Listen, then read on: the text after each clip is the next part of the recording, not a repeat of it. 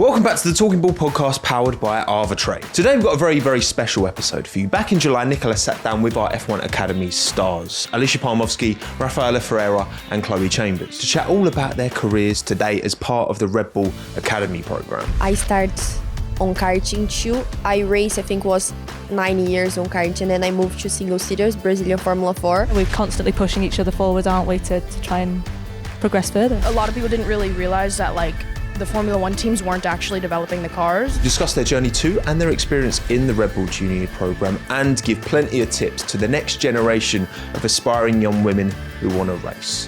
Hope you enjoy. Welcome along to the Talking Ball podcast powered by Arbitrate. I'm Nicola Hume. I'm your host. This is the podcast where we talk all things Oracle Red Bull Racing from here in Milton Keynes at the Technology Campus. Now today we are joined by not one, not two, but all three Formula One Academy drivers. Welcome to the show. We have Chloe Chambers, we have Alisha Palmowski, and we've got Rafaela Ferreira. Thank you very much for joining me. Thank you for having us. How are you doing? We're good, thank you. What have you been up to today? Not too much today. Nothing yet. No, not yet. So we had a super busy day yesterday because it was our yesterday? physical assessment with Sarah Harrington. So we've that was had her on the scary. podcast a couple of times. Mm-hmm. Is she quite terrifying? Yes. When to you're be doing honest, the I'll take physical that. assessment, yes. Because she is so strong. Yeah. She just demonstrates stuff. She's like, oh, it's easy. You just do this. And then you do it and you're like, oh, that's not easy. Well, she's like former physio, like proper fitness queen. Yeah, and she played a bunch of sports and stuff too. Yeah. So she's like a proper athlete. So what sort of things do you have to do for your physical testing? All sorts, to be honest. Yeah. We did an assessment, all of us, around 6-7 months ago at the start of the year. And Right. then we've had sort of a mid-season assessment just to track progress, see what are our now areas of weaknesses, what are our strengths. Okay. And it's all sorts. It's upper body strength, lower body strength, explosive power, neck strength. Yeah, that was a big one. Yeah, the neck. Yeah, that's Yeah. like one of the biggest ones. Is that quite hard to do? Because from what we see, from like the outsiders looking in, seeing you guys training, it's a lot of like laying on your side, and then you put your head on a bench or something, and then you've got to kind of lift your body up like that. Is it a lot of that? I think probably Sarah Harrington would tell you that that's not the best way to do it. Oh, okay. We have to use like these neck harnesses, and there's like a proper way to do it, and Right. like all this stuff. Like she tells us how to do it and whatever. It's like when you see us doing our warm-ups, like when she holds the bands and then we're all just, doing our little thing. Yeah. That's kind of what we do like at home. Okay. Yeah, It looks but bizarre doing it in a gym though, like in a normal public gym, trying to do this neck workout. It's a very niche thing. Like who trains neck? I Racing usually drivers. do it at home, to be I honest. leave it for I home, never yeah. do it at the gym. What, because of people watching you and going, what on earth is she doing? What is this? Yeah. What the hell is that? Yeah, just doesn't make any sense. How are your bodies today then after such a physical day yesterday? Are you sore? We're surviving. Surviving? Yeah. Getting by? You're okay. Okay. More or less. Yeah, I think so. The back of our necks hurt a little bit, Yeah, but apart from naturally. that, we're okay. Yeah. Because at the moment, as we're recording this, we're in between races. So your next one will be at the end of August. How are you feeling now approaching the next couple of races coming up? Yeah, I'm feeling pretty good heading into the last half of the season. Yeah. We do have a test coming up in Zandvoort ahead of the race weekend, so that's good because we haven't been able to test at the last two tracks that we've raced at. Of course, Miami okay. and Montreal being street courses. We haven't been able to test there ahead of time, so it's nice that we get to go back into testing ahead of time. I think that this is the last track this year that we raced at that we actually get to test at. Okay. So this will be kind of like the Because it's last. Singapore, then it's Vegas, isn't it? Yeah. So obviously street courses can't Yeah. test there, but F1 Academy is keeping us pretty busy with testing and other things happening here and there. Yeah. So I'm enjoying it. Obviously my results have been pretty good so far this year. Well, I mean, it's literally, it seems to be kind of you versus Dorian Pan at the moment. There's kind of 30 points between you. There's still 6 races to go. It's kind of anyone's game. Yeah, I mean, No of course, pressure. Of course, I would like to win the championship, and I'm feeling pretty confident in it. But we're also in the fight for the team's championship Yes. too. So there's two battles to be won here still. Well, I wanted to ask about the teams thing because you're all sat here in completely different tops because you're technically under the same umbrella. You're all racing under Red Bull, but kind of racing under different teams at the same time, right? So you're Red Bull Ford and then you'll be Red Bull Racing. The Red Bull Racing Pepe Jeans Academy programme. Very nice. Me. And then Visa Cash App. Gotcha. Okay. Now, and I have to say as well, we have to give a shout out to Red Bull because it's the only team that's got 3 drivers in it, which is pretty impressive. So when it comes to you 3 working together, because you're kind of under the same umbrella, do you work all together as a team most of the time? Or is it very much a single thing because you're all still separate entities? I think most of the time we work together, mainly because we are in the same team like campus. So we do tests together, we do sim together.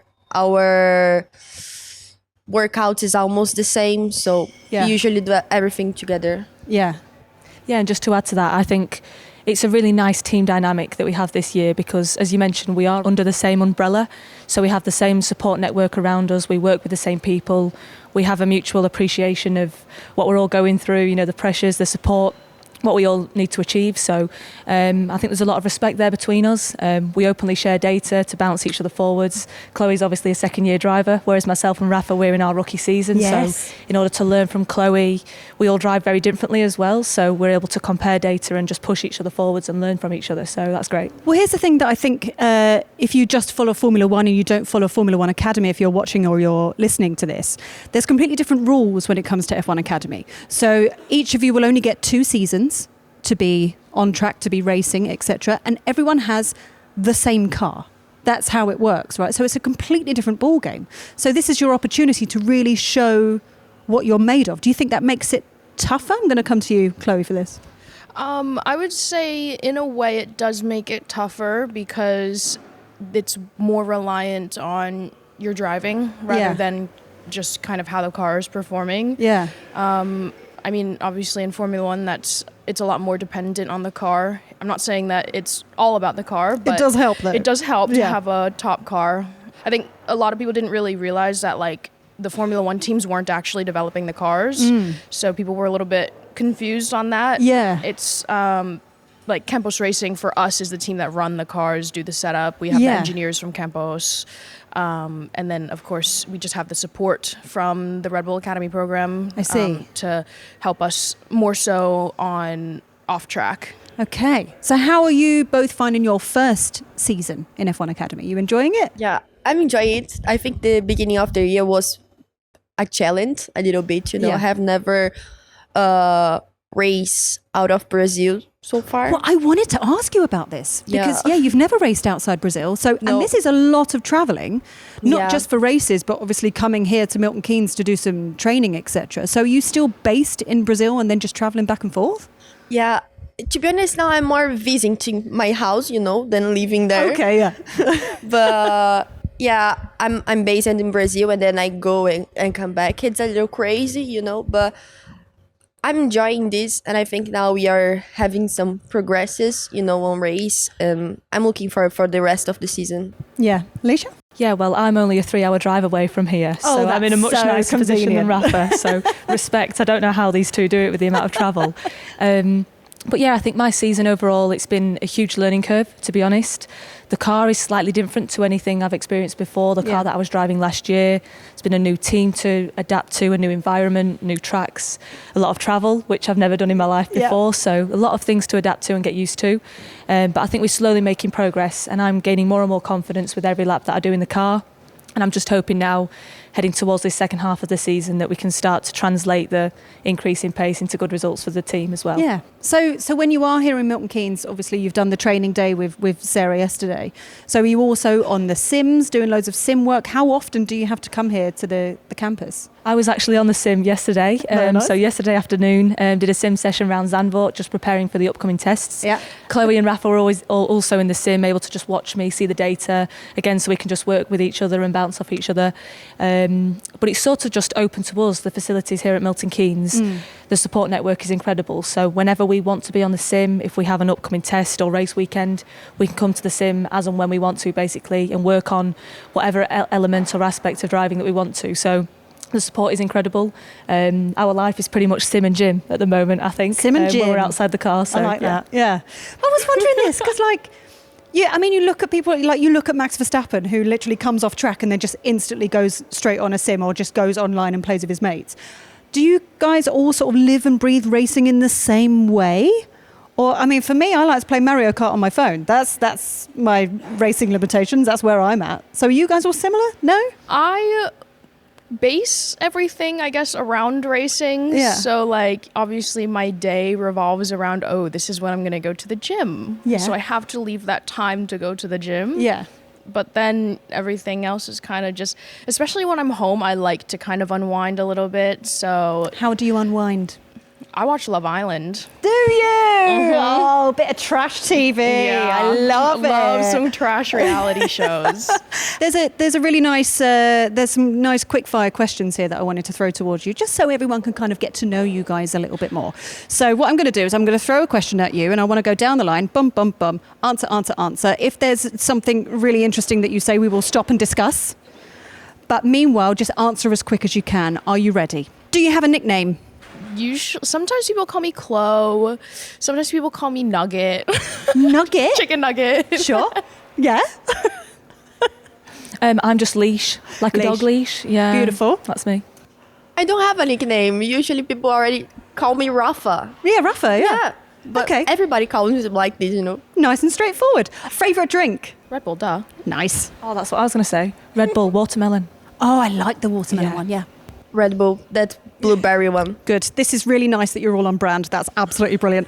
What was the last concert that you went to? I think my last concert was, I think it was Shawn Mendes in like 2016. That was a while ago. Yeah, I don't go to concerts. You need to get out more. Thank you. I'm trying. I went to see Kylie Minogue in May.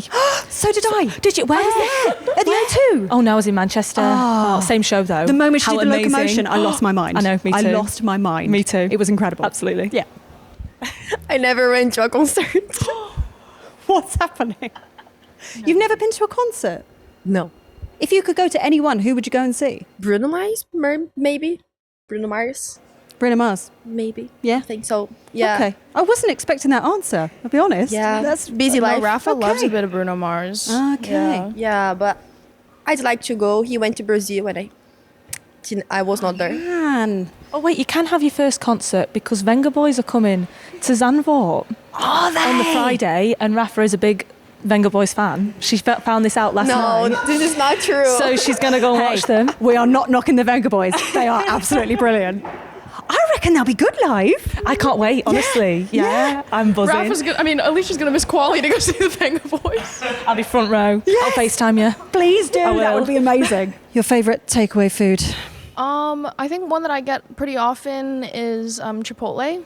Oh, okay. Yeah, nice. Yeah. And what are you going to get from there? I usually like a bowl. So I get like rice. Sometimes I'll get meat on it, but not every time because sometimes I don't really like the meat in it. But I'll Okay. get black beans, sour cream, cheese. Yeah. I'm hungry. Guac. Yeah, yeah. Yeah. Nice. I think I just like a margarita pizza. Just, yeah. Interesting. Yeah. Do you why have a little not? dip? No, just margarita pizza. Perfect. Just standard. Yeah. Okay. Dead simple. That'll do me. We're Fine. such elite athletes, aren't Yeah. we? Yeah. Go with that. I like Subway. It's fast. Mm-hmm. It's not that bad, and sometimes we can You can just put do salad like, in it. It's Yeah. fine. So it's okay. I like it. Okay. Yeah. So let's get back to racing now that we've done all the food stuff, and I'm absolutely starving now. We've been discussing this. Right. So talk to me about your normal race weekend, because F1 Academy, you race twice on a weekend. You don't do like what a normal Formula One race would be. It's a very different calendar for you guys. So how does that work for you on a regular basis? So you would arrive at what, on a Thursday? Depending on where, like what country we're racing in, Yeah. we'll arrive on like a Wednesday evening. Okay. Like for races like China and Singapore, where the travel time is really long, then we'll arrive on like maybe a Tuesday night Yeah. or something, just to give us a little bit of extra time to adjust. And then Thursday is usually just a full-on media day. Friday can vary track to track. Sometimes it's just a full FP day. Sometimes it's FP and quali. Yeah. And then Saturday and Sunday are race days. Okay. So when you do arrive, if it is somewhere that's quite far away, do you can your body adjust to it? Because it's such a quick turnaround when it comes to time differences and things like that. Like, are you kind of just better off just trying to power through and trying to stay on your own time? Is that easier or is that worse? I think I find it very difficult, to be honest. Yeah. I think obviously these two do it more than me, I suppose. I mean, Yeah. you two must even be jet lagged now, coming from where you've been to the UK. So they do a lot more travel than me. But Yeah. like when we go to places like China, like Singapore, I think it's China 8 hours behind. Something like that. I think So China's like 8 hours ahead, and then Singapore I think is that's 6. it. And then Las Vegas is like 8 hours behind, so Yeah. there's quite a big change. Yeah. So it's difficult, but we've got great support off Sarah Harrington again, actually. She gave us like this presentation prior to the season start on how to deal with jet lag and what different things you can do just to try and adapt your body clock. So it's difficult, it's a work in progress trying to get used to it. But I think the earlier out you fly, just the easier it is, to be honest, as Chloe mentioned. Yeah. And we've got the luxury that we don't race back to back on 2 consecutive weekends. So Yeah. we have a weekend, but then we have 3 weeks off and then we go again. So Gotcha. it's not like we've got a short time frame to try and adapt. Yeah. So you'll arrive on a Wednesday or a Thursday, you do your media day and then you'll have a practice. So then when it comes to your weekends, you've got a race on a Saturday and a race on a Sunday, right? Is that right? Yeah, that's right. So fill me in with what your kind of normal routine would be like on a race day. We usually need to be on the track really early, and we woke up, go to the track. We sit with our engineers and check all the data and all the things we need to do in that day, our run plan. We usually watch some races on quali of the last year to see how it happens on the track. And then we have the race. After this, if I have a podium or something like this, that is the podium. Usually not always. After the race, we do our reports, a meeting with all of us together. Yeah. And it really helps. So usually it's like this, our day. Okay. We have some media stuffs during the day, Yeah. and that's it. Okay, so Formula One Academy is quite an I'm going to make myself comfy for this. It's quite an interesting prospect because you would have started in karting and then kind of hope that you get spotted to then, I'm assuming most of you would have a dream of eventually making it into Formula One. So how did you all end up where you are now? Did someone approach you or did your management approach Sarah, for example, and go, you've got to have a look at this girl? Is that how it worked with each of you? I'd love to know each of your stories. For me, it's a little bit different because I did F1 Academy last year, Yeah. but with a different team. Yeah. So You're the only one that's been poached. I know, I am the only poach. I know. That I is love so it. exciting. Yeah. But yeah, I think because they had seen me on track racing last year, they had already kind of known, like Red Bull had already known like my potential and kind of seen some little snippets of me last year. And I think that was kind of what led them to sign me for this year. But yeah, I mean, before that, I had grown up racing karts. I was kind of like right at the beginning of the like start of female only racing series. Yeah, so there was I the did W 1 year series of beforehand. W series. Yeah. I did the last year though, which is the year that got cut short. Yeah. So I kind of had an experience of that environment, like being with F1 and being on the F1 weekends and just seeing kind of how that all works with the media and track times and everything. So I had a little bit of experience coming into F1 Academy, but yeah, I've really enjoyed my time in F1 Academy. I'm sad to go at the end of the year. Yeah, I think that's the thing, Yeah. because it is only 2 years. It's just like you feel like you just want to be there more and show more of what you can do. Yeah, I mean, obviously, winning the championship would mean that I could leave knowing that I did the best that was possible for me. But I think in the end, as long as I leave with no regrets and nothing left on the table, I can leave happy. Beautiful. Alisha, how did you end up where you are? Yeah, for me, I started in karting as well as most drivers do. Did that for sort of 3-4 years, raced in a national kart championship called the Daniel Ricciardo Series UK, Yes, actually, yeah. backed by Daniel himself. Love that. He came to a round in 2019. I was 13, I met him. That was like the best day of my life. At 13 when you met Yeah, him? I would have yeah, lost so- my mind if I met him at 13. Oh, it was incredible, honestly. Best day of my life. And then I progressed onto car racing, raced in the Ginetta Junior Championship, which is where Lando Norris came from. That's where he kick-started his car racing career. And then last year was my first year in single-seaters racing in the GB4 Championship in the UK. And that year for me was all about getting a year's experience of single-seater racing, but also alongside in parallel trying to be spotted by a potential F1 team to try and join F1 Academy. That was always my aspiration. So I did well. I mean, motorsport is naturally a results-based business. You get offered opportunities if you perform and deliver the results. So I did well, had a really solid start to the year. I won in my debut race. And then Red Bull then reached out to us, and then I went through a full selection process to try and secure the seat, which we managed to do. So it's been incredible. So when you say like selection process, did you know that your name was kind of on a list of lots of names and you just had to come in and do some testing, do some meetings, do some fitness work just to kind of show what you're made of? Is that how it works? Exactly. That's exactly how it works. Oh, so initially it starts off just with a simulator session, just so that you can meet the team, meet the key people and showcase what you can do as a baseline on a sim. So I did that here in Milton Keynes, met some of the team, had a factory tour as well, which was amazing to see the factory for the first time. Cool. Absolutely. I'm such a huge F1 fan, so just to see this all, even just walking in now, it's incredible. And this is March last year as well, so this seems like ages ago that this all started for me. Yeah, it's all pretty quick though. Absolutely. And then we did some actual physical track assessment then, so a couple of test days just to showcase if we can do in real life what we could do on the sim, and then eventually get offered a contract. So yeah, that's sort of the journey so far. Very nice. And Rafa, your journey? Mine is really similar as Alisha. I start on karting too. I raced, I think was 9 years on karting, and then I moved to single seaters, Brazilian Formula 4. And in my second season, I was with good results. You know, I think my first podium of the season, my team in Brazil, they received an email from Sarah. So I was like, this is true? I don't know. I was going to say, how did it feel when you saw that? You're like, what is this? Yeah, I was like this. Are you sure this is true? Yeah. Because I was not sure. And what did it say?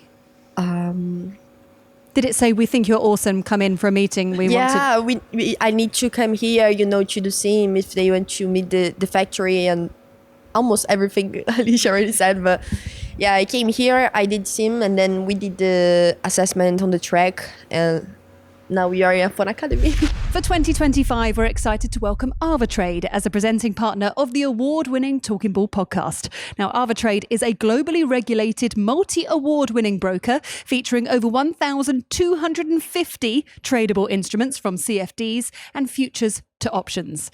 With trading platforms like MT4 and MT5, as well as their mobile app or web trader, AvaTrade is built to empower traders to trade with confidence anytime at every level. I've got a load of questions here that have come in from listeners, by the way, and these are all have come in from the Red Bull paddock, which is online. And we got so many questions that came in. So I'm going to rattle off some of them. So this is the first one here from Gemma in the UK, who says, you have remarkable synergy, locking out front rows, scoring double podiums and pushing each other hard, yet fair. How do you balance being supportive teammates and fierce competitors at the same time when you're battling wheel to wheel? That's a good question. That's really good. Because you all seem to good. get along really well, but that must be really tough when you're then out there on track. I think, I mean, for me, as racing drivers, I think we all have a lot of respect for every driver on the grid, because we all have this mutual understanding of and respect and appreciation for what we're all doing and how skilled everybody is. But I think it goes back to what we were saying before about how we're all under the same umbrella, we're all in the same team, we've got the same support network around us, so we have a further mutual respect between us, I think. And yeah, I think we're very different characters, I'd say, but we do just all get on really well, and there's a huge amount of respect that we try to keep on track as well. And yeah, we're constantly pushing each other forward, aren't we, to try and progress further. So yeah, fair. This is from Anthony in the USA, who says, how do you mentally prepare for the pressure of representing such a high performance team? And what's been the biggest learning moment in your racing journey so far? Rafa, I'm going to come to you for this one. I do a psychology, and I have someone to help me with this. I think this really helped me, mainly now we have a lot of pressure, to be honest. I think we are represent a big team. We are represent another team like is Campus too. We are represent our countries. So yeah, we have a lot of pressure on us. So it's really good to prepare it. And I think what helped me a lot is to prepare physically and in the sim. You know, it helped me when I am ready on the sim or in my physical parts, I'm ready on the track. So I think this helped me when I'm just training a lot. This helped me a lot. Chloe, talk to me about Canada. Canada, you qualified on pole. You won race 3, I think it was. Yeah. So was that just the pinnacle of the year so far for you? I wouldn't say necessarily that the win itself would be the pinnacle of the year, because in all fairness, that race was kind of like uneventful, right, so to say. There were a lot of safety cars, so it didn't You can say boring if you want to say boring. It was a little boring. But it wasn't like a hard-fought wins, I guess is how I would say it. Yeah. I think my pole positions felt better. Yeah, okay. I think especially the one in Jeddah, because that was a track that I struggled at a lot last year. Yeah. It also came as a little bit of a surprise too, because I wasn't heading into that session expecting to be on pole. Yeah. Obviously that would be the goal, but when I was thinking about how things were going realistically through testing and through the practice session earlier on in the weekend, I was going in just thinking, okay, if I qualify 3rd or 4th place, that puts me in a good position to score points in both races. Yeah. So I think probably my Jeddah pole position, which is also my first pole ever in F1 Academy, probably felt the best. Okay, fair. Oh, and we can't go any further without mentioning the fact that you are a world record holder. I am. I have watched that clip so many times because I find it so fascinating. So you were in a Porsche 718 Spider, I Yes. think, and you basically did like a slalom across loads of cones, and you did it in the fastest time possible. I did. And no one's beaten that yet. No one's beaten it yet. So I had broken the previous record that was set only the year before. Yeah. But now it's been 5 years, almost 5 years. It'll be 5 years in August. Yeah. Like that I have gone and beaten the record. Yeah. And I don't know, nobody's beaten it. I do know like a couple of people have attempted it on like shorter scale, just estimated what their 50 cone time would be. But yeah, that was crazy. Yeah. I mean, I think so. That whole thing was just kind of the jump start to everything, really. Yeah. It's how my main sponsor found me, and Oh, really? is now continuing on to support me, and has What been from? All happened from that clip? just from the world record, yeah, and all the Wow. media that came with it. Wow. Yeah. Also, you totally have a concentration face.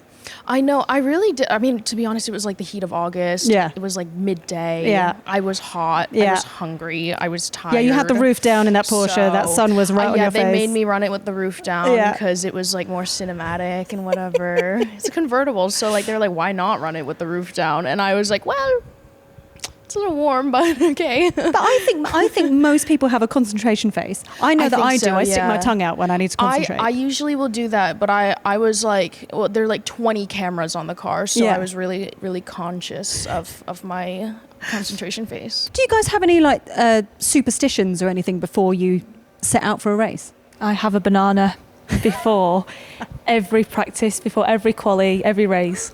But what's funny is that I hate bananas. I don't like them. Right. This makes no sense. I know it doesn't, but bear with me. Hang on in there.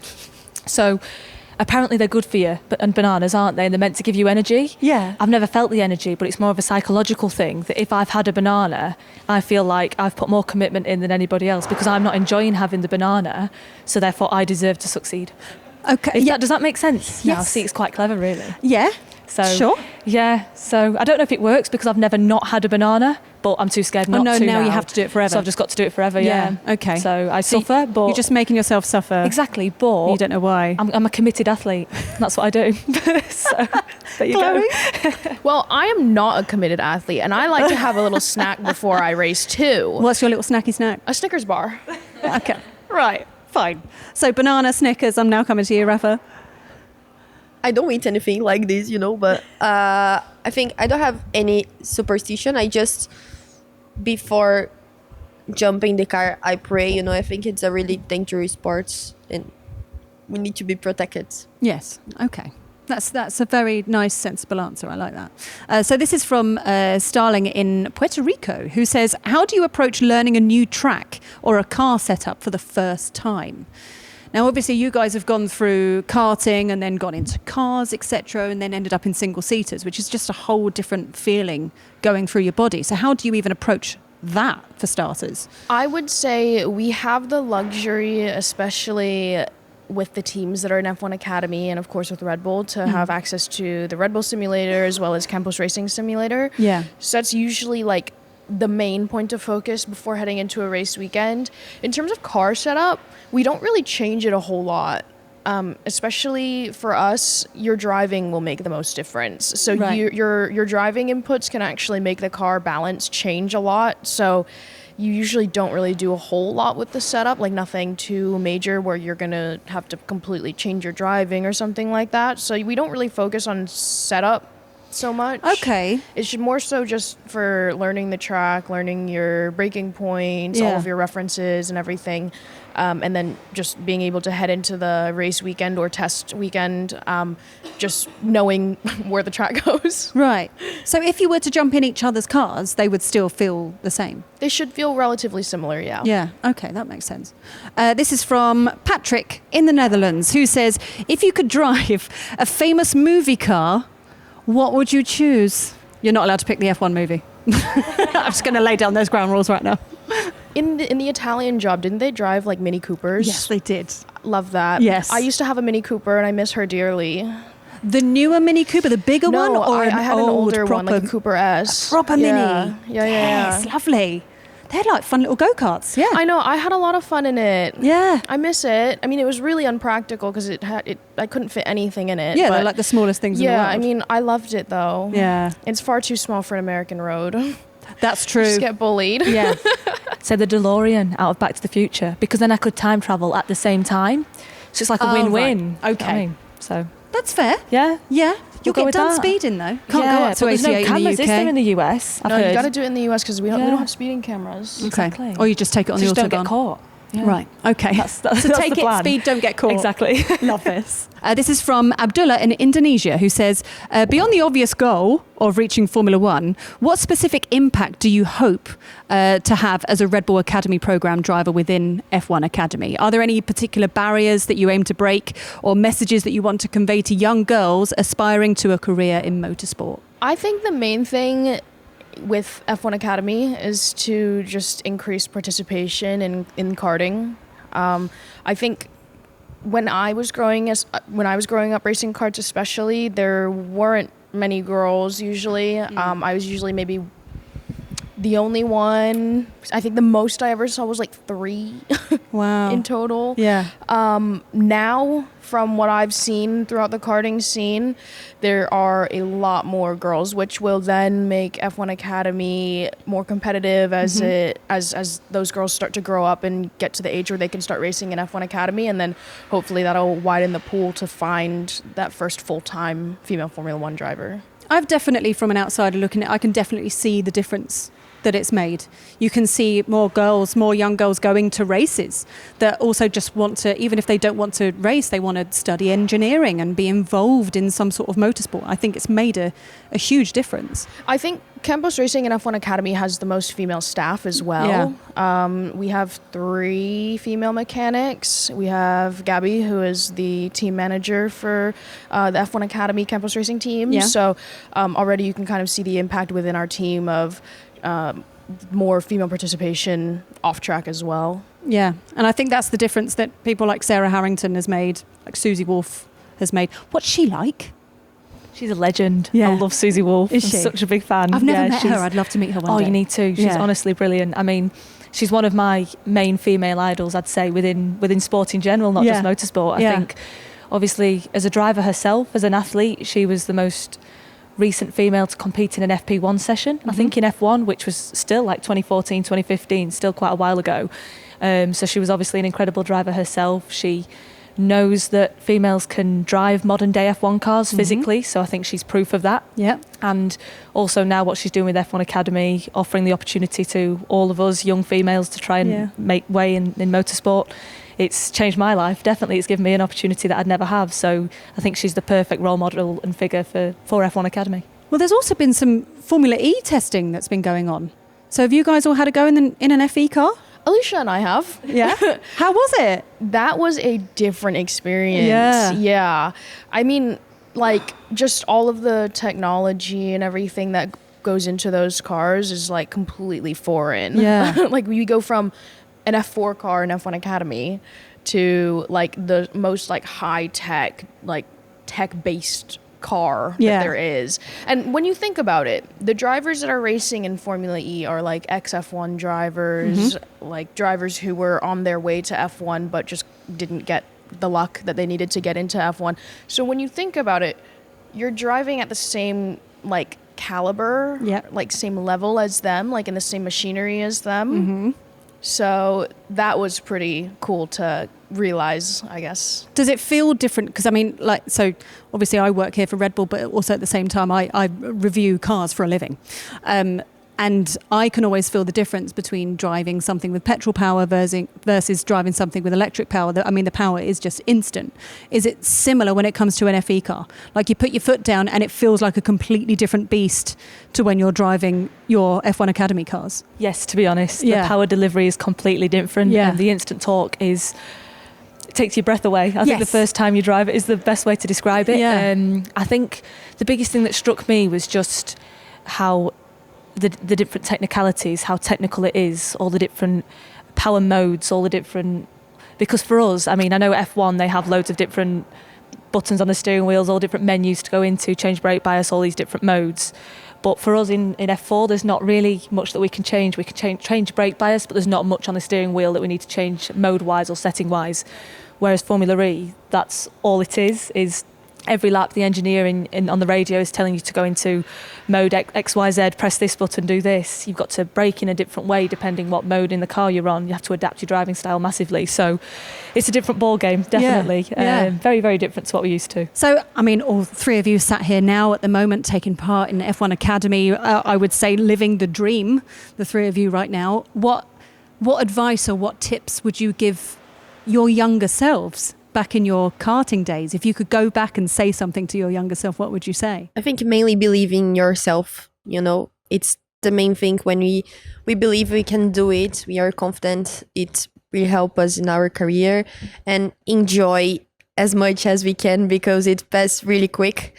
We are almost the half of the season and was really busy, but it really passed really quick. So I think enjoy this moment, you know. Yeah, I mean, it's going quick for you already.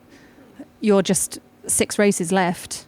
If you could give advice to your younger self, what would you say? I would say something along the similar lines of Rafa. I think growing up, I kind of struggled with that confidence aspect of it.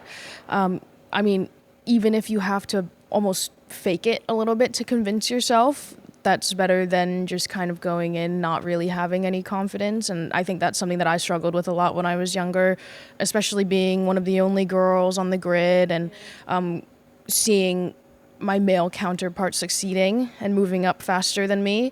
I think just learning that everyone kind of does things in their own time, and eventually a door will open and it'll lead to greener pastures. Yeah. Oh, I like that. It's same for you, Alisha. The same. Honestly, Yeah. those two answers just summarise it for me. Yeah. I think motorsport is an extremely tough environment for anybody, let alone a young girl within the sport, being a minority. I think there's loads of highs and lows in motorsport. The highs are extremely high and the lows are extremely low. But unfortunately, there's often more lows than there are highs. So I think my advice to my younger self would just be to never give up and just realise that it is a process, that you've got to go through the failure, you've got to go through the lows in order to succeed and become stronger in the future. And enjoy the journey as well. I totally agree with that, because I think it's so easy to get swept up in the moment that you're in and get so focused on the race and you've got to perform and all these pressures, but actually just realise that this is the dream to be sat here in this factory, for example. We've got such a great opportunity that we're just trying to embrace. I love that. This is from Darren in the UK, who says, how far off do you think we are seeing a female driver competing in Formula One? And what can be done to help facilitate that dream? I would say probably it'll be another few years until we see a full-time female Formula One driver. F1 Academy is only in its 3rd year. Mm-hmm. So it's only just the start of the process. I think a lot of people expected that when F1 Academy was announced that it would be like an instant kind of change. But what F1 Academy is really trying to focus on changing is just the amount of participation at the beginning of like your racing journey. Yes. So from karting, and when you look at how young drivers start in karting, they're starting before they turn 10 usually. So it's going to be a few years until those drivers can even race in F1 Academy. Yeah. And then from there move up into Formula One. Obviously, watching this, there'll be a lot of young girls that'll be watching and looking up to you and admiring what you're doing. Is there any advice that you can give to young girls, even if they don't want to be racers but want to be involved in motorsport somehow? What advice could you give to them? I would tell them that it is going to be a lot of work, no matter what you're doing, whether it's within motorsport, with somewhere else. You're going to have to work hard because, after all, everything is competitive. But usually, the more that you can learn and the more relationships that you can build and the most useful team that you can build around yourself will end up paying off the most, I think. For me, that was something especially important for me to get into F1 Academy, is just finding the right people to talk to and the right people to support me and getting those conversations done. And, well, it worked. It worked. Here you are. Yeah. I agree with Chloe, about have a team to support you, mainly to help now, because it's our first time here. We don't know exactly what you're doing. So have a team who is helping you, who already knows this way, how we need to work, how we need to behave, this really help us. So yeah, I think in training as much as you can too, do a lot of sim, Gym and do a sim. lot of workouts and Yeah. really work hard. Yeah. I mean, so you've still got 6 races to go, which is in 3 different locations. Which one in particular are you looking forward to? So you've got Zandvoort, then Singapore, then Vegas, right? Vegas. Why is that? I have never been to Vegas before. Maybe I think party that's after the why. races would be a really good shout. That would be my advice to you. Rafa's not even old do enough the to racing and party. then, oh no, you're not. Oh, I just realised, yeah, of course. You've got to be 21. Never mind. So maybe you look forward to Zandvoort instead. I was going to say you can party at Zandvoort because Venga Boys are coming. Yeah. Yeah. So you don't need to wait till Vegas. The party's at Zandvoort. All right, I guess I'll be the only one qualifying. In terms of racing, it's also an exciting race because it's night. Like, do you enjoy a night race over a day race? Is that more? Yeah. It was my first time this year race on the night, and was really nice. Yeah. I really like it. Why is that? Just because the vibe it feels it's different? it's more quick, we have more speed, It's not, but it seems like. Well, Everything it feels feels a lot faster. faster. Yeah. Yeah, Because of the the lights and lights are stuff. passing, Ah. and it's really nice. That makes sense. Yeah, Jeddah and Singapore, definitely night races are better because it's so hot during the day. Yeah. Vegas, it's a little cold in Vegas at that time of year at That's night. true. So, I mean, you don't really care when you're driving because you're nice and toasty with the engine behind you anyway, but it's just cooler at night. Like, When you say vibe. nice and toasty, is it nice and toasty or is it too toasty? Sometimes it's like really hot and toasty. Yeah. So, like, at those hot races, like Jeddah, Miami, Singapore, Yeah. it's a little bit too hot. Yeah. All right, I want to finish on one final question. Okay, here's the dream. You make it into Formula One. Who's your teammate? Who are you picking? Each other, duh. You can't have 3. There's only allowed to be 2 of you. I don't want to start some fights. But who's your teammate? You can pick anyone. You can pick an F1 driver if you want to. Yeah, I was going to say Max Verstappen I mean- because then that means I've made it to Red Bull. That's true. Win-win. That's true. Yeah, we'll go with that. Yeah? Chloe? I was going to say the same thing. Okay, these are good, solid, Yeah. on-brand answers. I would say the same thing too. Okay, brilliant. Right, so we're all going Max Verstappen and favourite drink, we all went for a Red Bull. That's great. They know what they're doing. That's brilliant. Thank you very much for joining me on Talking Ball. Good luck with the rest of the season. Go smash it. Dorian Pan, right? All I'm saying is this championship could be yours. You're there. You're so close. It's Yeah. in the palm of your hand. I know. I'm reaching out for it right now. Yeah. Yeah. Yeah, it's yours. I've got like a finger on it. Yeah, I believe in you. Thank You you. got it. Go smash this. Thank you. Thank you very much. Thank you very much for joining me. Thank on you so Talking Ball. much. Thank you.